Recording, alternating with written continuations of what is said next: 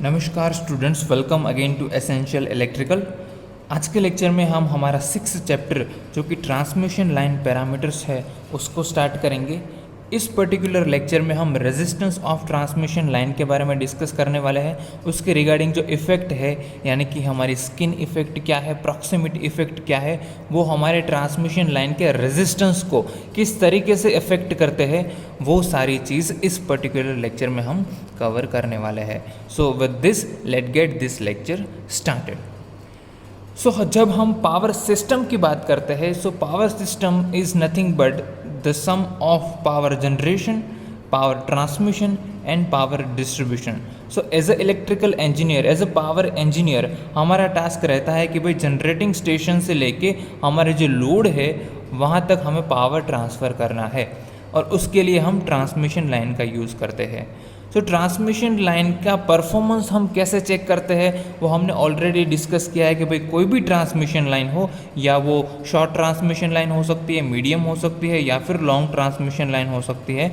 जब हम उसके परफॉर्मेंस के बारे में डिस्कस करते हैं, सो वो होता है उसका परफॉर्मेंस यानी उसका वोल्टेज रेगुलेशन कैसा है, और उसकी जो ट्रांसमिशन एफिशिएंसी है, ट्रांसमिशन एफिशिएंसी वो कैसी है। सो उनकी बेसिस पर हमारी जो ट्रांसमिशन लाइन होती है उसका परफॉर्मेंस हम डिफाइन करते हैं। ठीक है। सो जब भी हम ट्रांसमिशन लाइन की बात करते हैं, कुछ लाइन पैरामीटर्स है जिसको हमें कंसीडर करना पड़ेगा। वो कौन कौन से लाइन पैरामीटर होंगे, क्योंकि हमारी जो ट्रांसमिशन लाइन है, लेट से यहाँ पर है हमारा आर फेज़, ये है हमारा वाई फेज़, ये B phase, 3 phase transmission line है, R Y and B phase है। ठीक है। तो इस ट्रांसमिशन लाइन के थ्रू हम हमारा पावर है उसको ट्रांसफ़र करते हैं, यानी कि ये जो कंडक्टर्स है उसमें से करंट फ्लो हो रहा है। ठीक है। और वो सारे कंडक्टर है वो सम डिस्टेंस एक दूसरे से अलग है। ठीक है। सो उस केस में some parameters will going to come into the picture, and basically हमें 4 पैरामीटर्स के बारे में डिस्कस करने वाले हैं, जिसकी वजह से हमारा जो ट्रांसमिशन लाइन का परफॉर्मेंस है वो अफेक्ट करेगा, यानी कि हमारा जो वोल्टेज रेगुलेशन है और ट्रांसमिशन एफिशिएंसी है उसको इफेक्ट करेगा। ठीक है। अगर वो ख़राब हो रहा है तो उसकी रेमेडीज़ क्या है, उसको हम कैसे इम्प्रूव कर सकते हैं, वो हम इस चैप्टर में डिस्कस करने वाले हैं। तो वो कौन कौन से पैरामीटर है, तो सबसे पहले resistance. So first parameter is resistance, the second parameter is inductance, third parameter is capacitance, and fourth parameter is shunt conductance. Okay, or sometimes we can say shunt capacitance, we can write CSH. Okay. So इन चारों के बारे में हम discuss करने वाले हैं इस पूरे चैप्टर में। ठीक है, कि भाई हमारे ट्रांसमिशन लाइन के पैरामीटर्स है उसको कैसे इफेक्ट करेंगे, और ultimately our goal is to improve voltage regulation as well as transmission efficiency. ठीक है। सो हमें पता है कि भाई ट्रांसमिशन लाइन रहती है वो बेसिकली कुछ नहीं है। हम जो इलेक्ट्रिकल सर्किट्स पढ़े थे, मैंने आपको बताया था कि भाई उसमें हम छोटी छोटी सर्किट्स के बारे में पढ़ते हैं कि भाई कोई भी कंडक्टर है तो उसका कुछ रेजिस्टेंस होगा, उसका इंडक्टेंस होगा, कैपेसिटेंस होगा। इसी तरीके से ये जो ट्रांसमिशन लाइन है, so there is nothing but it is the combination of R L and C. ठीक है। सो ये कुछ नहीं है, आर एल सी सर्किट है। ठीक है। सो उस पैरामीटर में ट्रांसमिशन लाइन है तो उस पैरामीटर ट्रांसमिशन लाइन में ये उसका रेजिस्टेंस, इंडक्टेंस एंड कैपेसिटेंस है that will be distributed throughout the length of the transmission line. ठीक है। सो उस पैरामीटर को हमें समझना है कि भाई रेजिस्टेंस क्या है, इंडक्टेंस क्या है और कैपेसिटेंस क्या है in case of our transmission network. ठीक है। सिंपल मैं बता देता हूँ क्योंकि ये सब चीज़ आपको पता है, resistance, inductance, capacitance and shunt capacitance actual में है क्या। हमें पता है resistance is nothing but it is the property of conductor which oppose the flow of current, the flow of current. I hope you can see. So resistance is nothing but the property of conductor which oppose the flow of current. ठीक है। तो आपका जो conductor है उसका resistance ज़्यादा रहेगा, उसका मतलब आप उसमें से करंट फ्लो कम करवा सकते हैं, ठीक है। दूसरी चीज़ इंडक्टेंस क्या है? So we know that inductance is nothing but it oppose the sudden change of current, so we can say it oppose the sudden change of current, ठीक है। That is why we know that V is equal to VL, voltage across inductor is nothing but LdI/dt, ठीक है। और इस capacitance, तो आपको पता है कि भाई ये कंडक्टर है, ये कंडक्टर है, इसमें से भी करंट फ्लो हो रहा है, इसमें से भी करंट फ्लो हो रहा है, so this will work as a parallel plate of a capacitor and this transmission line is behaves like a capacitor. That is why in case of transmission line capacitor came into the picture. Okay, so in that way your transmission line behaves like a RLC circuit. ठीक है. What is shunt capacitance? तो हमारा जो insulators रहता है, late say हमारा ये transmission tower है, ये उसका क्रॉस आर्म है, यहाँ पर कंडक्टर है वो कनेक्टेड है, और यहाँ पर हमारे इंसुलेटर्स रहेंगे, ठीक है, ठीक है। ऐसे हमारे कुछ इंसुलेटर रहते हैं। सो यहाँ से जो लीकेज करंट फ्लो होता है थ्रू द इंसुलेटर, उसकी वजह से यहाँ पर शंट कैपेसिटेंस हमें देखने को मिलता है, ठीक है। ये हो गया हमारा शंट कैपेसिटेंस, लेकिन इसकी इफ़ेक्ट है वो नेग्लिजिबल रहती है, इसीलिए हम उसको कंसिडर नहीं करेंगे। लेकिन फिर भी मैंने आपको बताया था कि जब हम स्ट्रिंग एफिशिएंसी निकालते हैं तब इसको हम नेगलेक्ट नहीं कर सकते, क्योंकि इसकी वजह से हमारी स्ट्रिंग एफिशिएंसी वो डिक्रीज़ होती है। तो इसकी इफ़ेक्ट को कॉम्पेंसेट करने के लिए मैंने आपको बताया था कि भाई गार्ड रिंग का यूज़ कर सकते हैं, इसकी वजह से हम इस CSH को नेगलेक्ट कर सके, ठीक है। So in that way we are going to minimise the effect of shunt capacitance and we are going to improve the value of string efficiency. Okay, so इन चारों पैरामीटर के बारे में हम इस पर्टिकुलर चैप्टर में डिस्कस करने वाले हैं, ठीक है। Because this all is going to make our voltage regulation and transmission efficiency, ठीक है। तो उसको हम समहाउ कैसे अंडरस्टैंड करें ताकि हम जब ट्रांसमिशन लाइन डिज़ाइन की बात करें, क्योंकि ये सारे पैरामीटर्स अगर हमें पता हो तो हम जब पावर ट्रांसमिशन लाइन को डिज़ाइन करें, so we have to make our transmission line in such a way so our voltage regulation and transmission efficiency both can be improved, ठीक है। तो हमारे ट्रांसमिशन कंडक्टर है उसकी साइज़ कैसी होनी चाहिए, ठीक है, वो सब किस पे डिपेंड करेगी कि उसके रेजिस्टेंस, इंडक्टेंस, कैपेसिटेंस और समहाउ ऑल्सो शंट कैपेसिटेंस, ठीक है। So this is all we are going to do in this particular chapter, that is transmission line parameters. इस लेक्चर में सिर्फ हम रेजिस्टेंस के बारे में डिस्कस करेंगे, उसके बाद 1 by 1 एवरी टॉपिक के बारे में डिस्कस करने वाले हैं, ठीक है।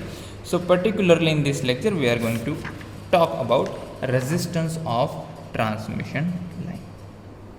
सो let's start. Resistance of transmission line, I hope you can see it. Resistance of transmission line. So हमें पता है कोई भी लेट से हमारे पास सीरीज RLC सर्किट हो या फिर सिंपल R लोड हो, रेजिस्टेंस की वैल्यू हम कैसे निकालते हैं? So numerical value of resistance R can be found out by easily by rho L divided by A and unit will be in ohm only, ठीक है। यहाँ पर L क्या है, L क्या, A क्या है, रो क्या है, वो सब आपको पता है. सो ट्रांसमिशन लाइन में भी अगर हम रेजिस्टेंस की बात करें तो that is nothing but rho L by A only.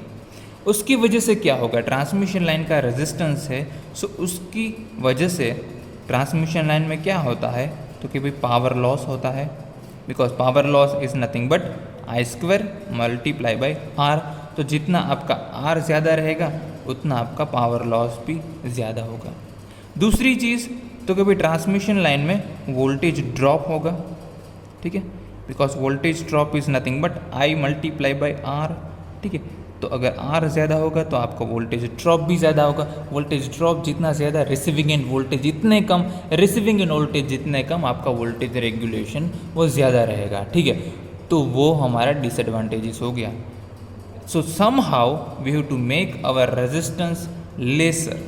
Okay.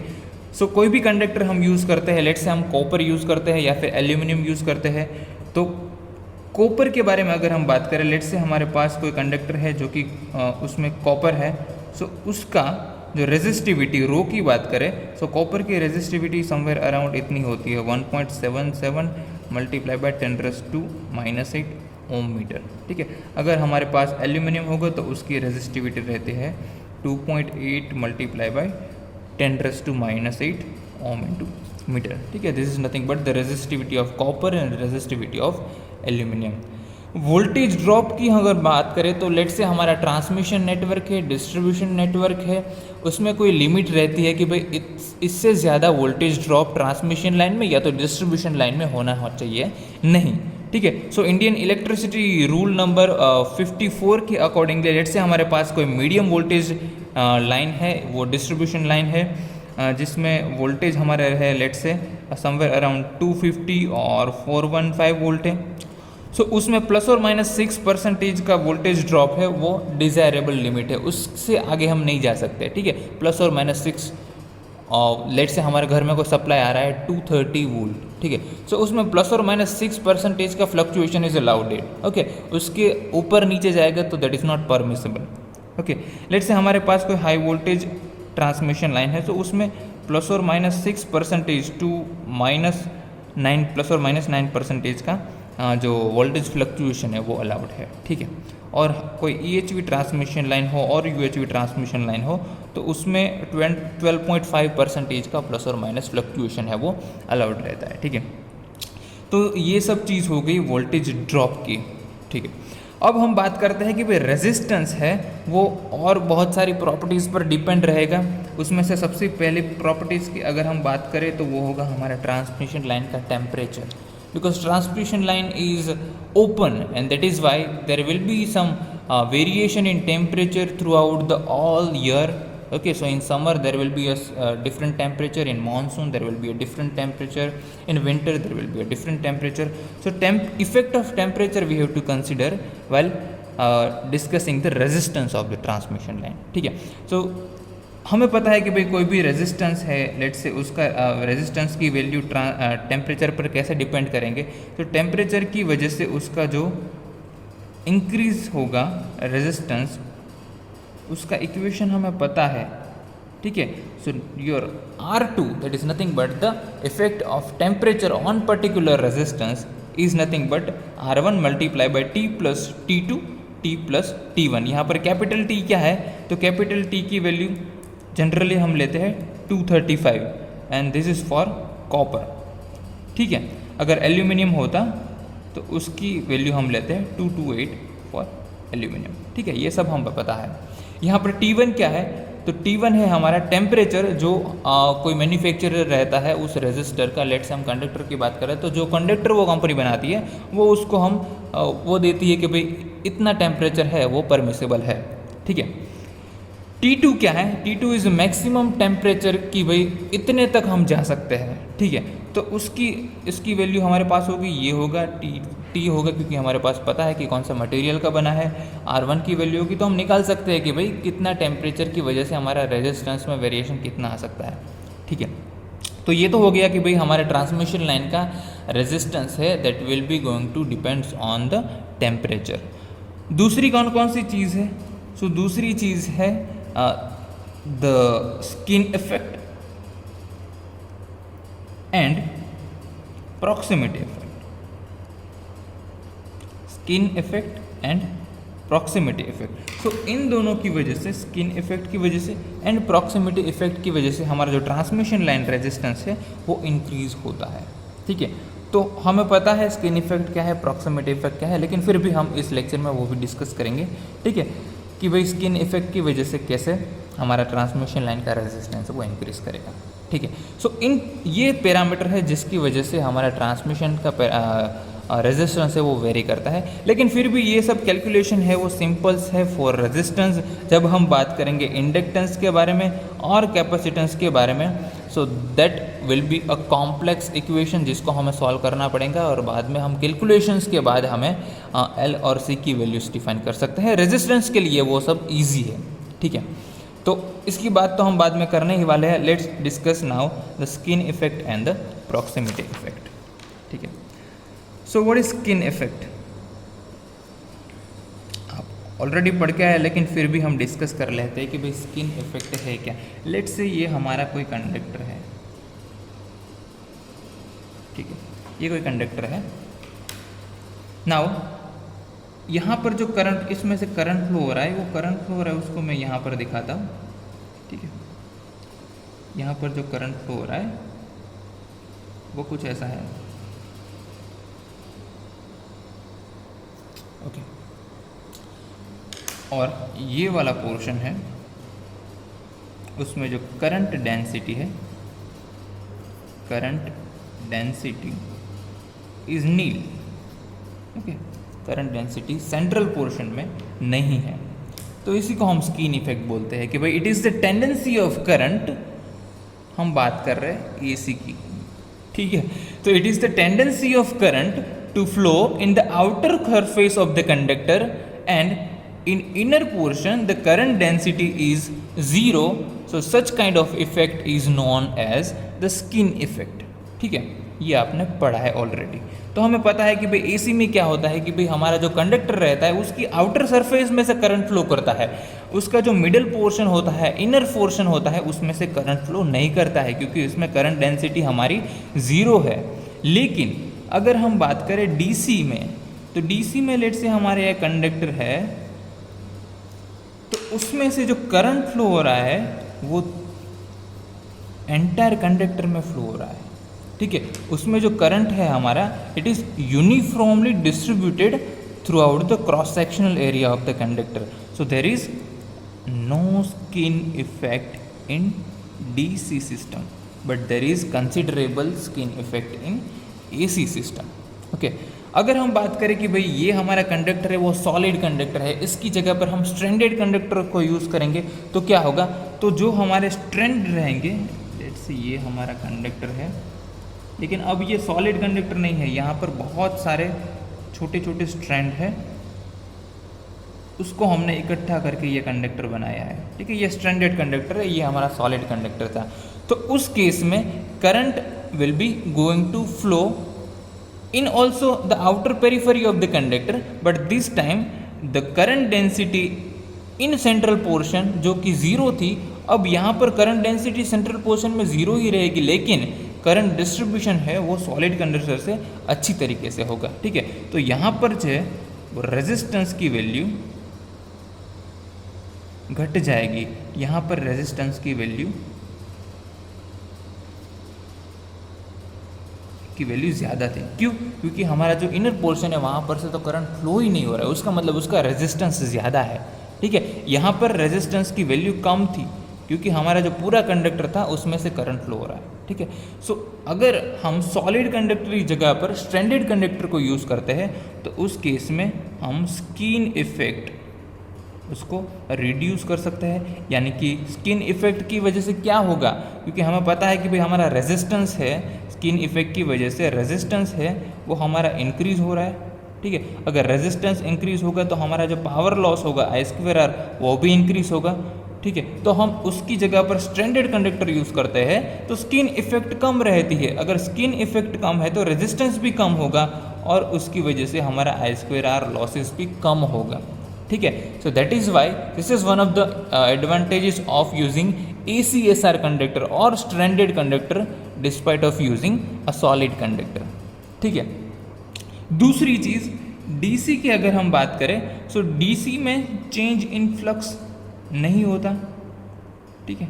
AC में हम बात करते हैं चेंज इन फ्लक्स की, DC में तो होगा ही नहीं चेंज इन फ्लक्स, ठीक है। सो उस केस में हमारा जो रेजिस्टेंस है वो तो कांस्टेंट रहता है, ठीक है। सो उसमें चेंज इन फ्लक्स तो पिक्चर में है ही नहीं, तो उसके बारे में रेजिस्टेंस भी हमारा कांस्टेंट है, यानी कि हमारा स्किन इफेक्ट है वो तो प्रेजेंट ही नहीं होगा क्योंकि चेंज इन फ्लक्स ही नहीं है, तो स्किन इफेक्ट भी नहीं होगा, ठीक है। So this is the fundamental of skin effect. Let's say now कौन कौन से पैरामीटर रहेंगे जिसके ऊपर स्किन इफेक्ट डिपेंड करेगा। तो सबसे पहले हम बात करें तो skin effect depends on the frequency. ठीक है, डीसी की फ्रीक्वेंसी है वो 0 रहती है, यानी कि इसमें स्किन इफेक्ट नहीं होता। एसी में हमारे लेट से बात करें हमारी इंडियन ट्रांसमिशन लाइन की तो 50 हर्ट्ज फ्रीक्वेंसी रहती है। ठीक है, तो हमारा कंसिडरेबल स्किन इफेक्ट हमें देखने को मिलता है। जैसे हम फ्रीक्वेंसी को इंक्रीज करेंगे स्किन इफेक्ट भी बढ़ती रहेगी। ठीक है, दूसरी चीज़ जिस पे स्किन इफेक्ट डिपेंड करेगा वो होगा diameter of conductor.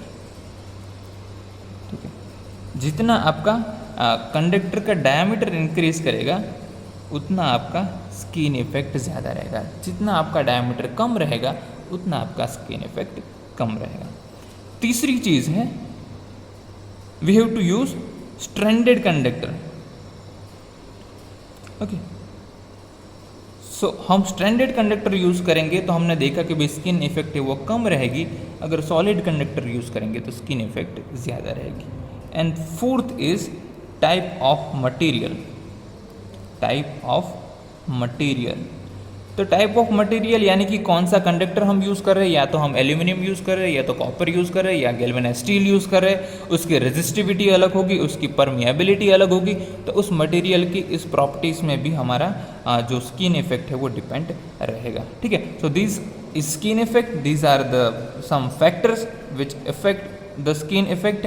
And now let us discuss कि भाई उसकी रेमेडीज़ क्या है।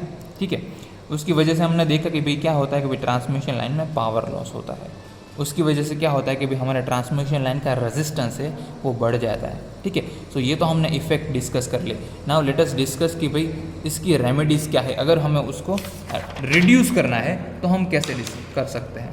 Okay, so now discuss remedy of skin effect, जो कि मैंने आपको बता दिया कि भाई हम सॉलिड कंडक्टर की जगह पर स्ट्रैंडेड कंडक्टर यूज़ करेंगे तो हम स्किन इफेक्ट को रिड्यूस करते हैं।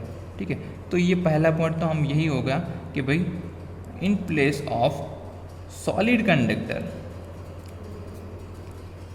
इन ट्रांसमिशन लाइन में हम क्या यूज़ करते हैं, ACSR कंडक्टर। ठीक है, ACSR कंडक्टर क्या है, ACSR conductor is nothing but a stranded conductor, aluminium core steel reinforce. ठीक है, तो यहाँ पर ACSR conductor standard conductor use करते हैं तो हमें ऑब्वियसली हमारी स्किन इफेक्ट है वो क्या होगी, रिड्यूस हो जाएगी। ठीक है, तो उसमें क्या होता है ACSR कंडक्टर में कि भाई ये बीच वाला पोर्शन होता है वो स्टील का बना हुआ होता है। ठीक है, और उसके सराउंडिंग एल्यूमिनियम रहता है। ठीक है, आप ऑलरेडी पढ़ के आए हो ACSR के बारे में। ठीक है, तो ये हमारा हो गया एल्यूमिनियम कंडक्टर और ये स्टील रहता है to increase the tensile strength of the conductor. Okay, और इसको भी हम ट्विस्टेड यूज़ करते हैं कि भाई ये हमारा कंडक्टर होता है वो ट्विस्टेड होता है, तो ये सिंपल ऐसे स्ट्रेट नहीं होते सारे conductor, they are going to be twisted with each other. ठीक है, तो उसकी वजह से हमारा जो करंट डिस्ट्रीब्यूशन है वो प्रॉपरली होता है और स्किन इफेक्ट हमें देखने को कम मिलता है। ठीक है, also in case of ACSR also we are going to have some amount of skin effect but the effect will be lesser. Okay, so this is the first remedy how we can decrease the effect of skin. The second point is we can use hollow conductor, hollow cables. ठीक है, क्योंकि हमें पता है कि भाई हमारा जो ट्रांसमिशन लाइन है उसके आउटर पोर्शन में भी कंडक्टर में से आउटर पोर्शन में ही करंट फ्लो होने वाला है, जो इनर पोर्शन है उसमें तो करंट फ्लो नहीं होने वाला। जो मैंने यहाँ पर ग्रीन से मार्क किया है वहाँ से करंट फ्लो नहीं होता है, तो हम उसको होलो रख देते हैं। ठीक है, और आउटर पोर्शन में से करंट फ्लो हो रहा है, तो उस केस में हमारा कंडक्टर का मटेरियल बच जाएगी क्योंकि there is no current in a central portion. Okay, so this we can use in case of underground cables. Okay, we can not use hollow overhead conductors. Okay, we cannot use hollow overhead conductors. Why? Because उसकी वजह से क्या होगा भाई, transmission line रहती है उसमें conductor हमारा रहता है टू सपोर्टिंग टावर्स के बीच में, ठीक है, रहता है। तो उसकी वजह से क्या होगा कि भाई ट्रांसमिशन लाइन का वेट ज़्यादा होगा, उसकी टेंसाइल स्ट्रेंथ ज़्यादा होनी चाहिए। अगर हम हॉलो कंडक्टर यूज़ करेंगे तो उसकी टेंसाइल स्ट्रेंथ बहुत वीक होगी, ठीक है। तो हम स्किन इफेक्ट को रिड्यूस करने के लिए hollow conductor overhead transmission line में यूज़ कर सकते नहीं, ठीक है। So these are some of the remedies to reduce the skin effect. Now let us discuss one more effect, क्योंकि हमें पता है कि भाई अब हमें पता चल गया कि भाई हमारी स्किन इफेक्ट है, उसकी वजह से क्या होगा कि भाई ट्रांसमिशन लाइन का रेजिस्टेंस है वो बढ़ जाएगा। अल्टीमेटली हमें रेजिस्टेंस से मतलब है, ठीक है। तो स्किन इफेक्ट की वजह से हमारा ट्रांसमिशन लाइन का रेजिस्टेंस है वो बढ़ जाता है। Now let us discuss proximity effect quickly.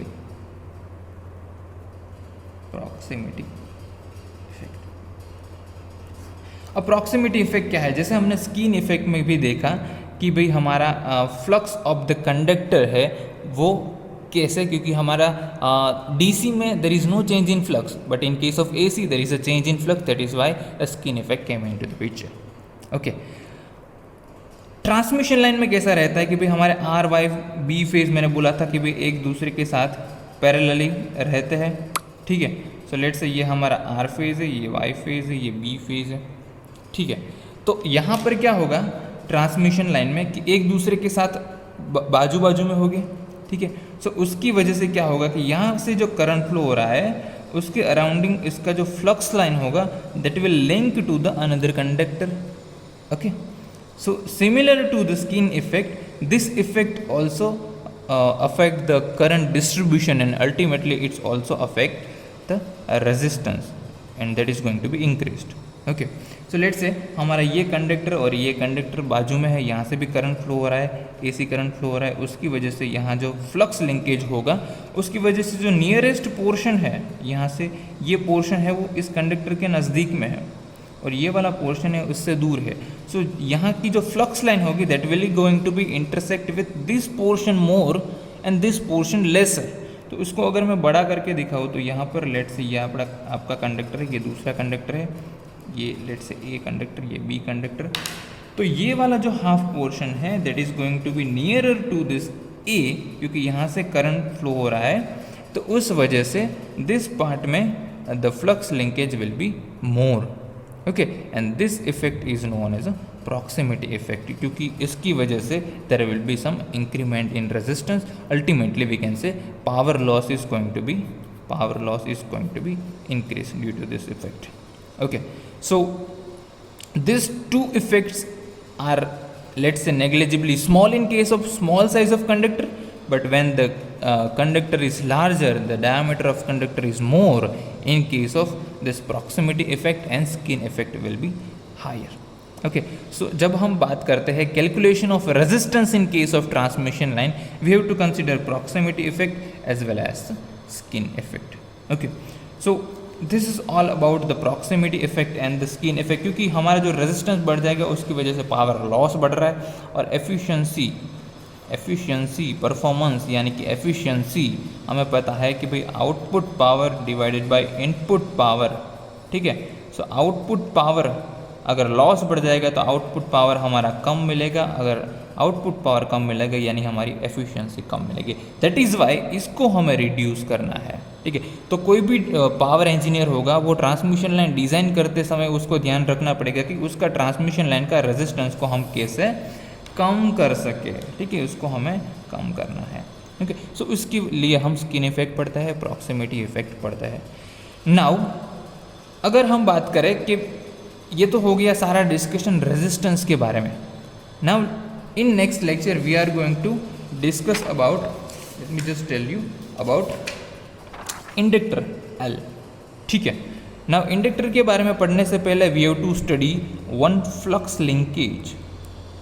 Okay, we have to study one flux linkage because we know that L is nothing but n phi by I. In short we can say that is nothing but the flux linkage per unit ampere of the current, ठीक है। or we can say our inductor will oppose the sudden change of current because the property of a coil by which we can say that it oppose the sudden change of current, okay, so इसको समझने से पहले we have to understand the flux linkage. So next lecture में मिलेंगे तो हम बात करेंगे internal and external flux linkages of a single conductor, ठीक है। सो उसके बारे में हम डिस्कस करेंगे। इस लेक्चर में किसी भी जगह पर आपको डाउट है तो आप कमेंट सेक्शन में लिख सकते हैं, ठीक है, और मुझे डायरेक्टली भी कांटेक्ट कर सकते हैं। अगर आपको ये वीडियो अच्छा लगा है तो इस वीडियो को लाइक कीजिए, इसको शेयर कीजिए और चैनल को सब्सक्राइब कीजिए। Thank you so much, see you guys in my next lecture.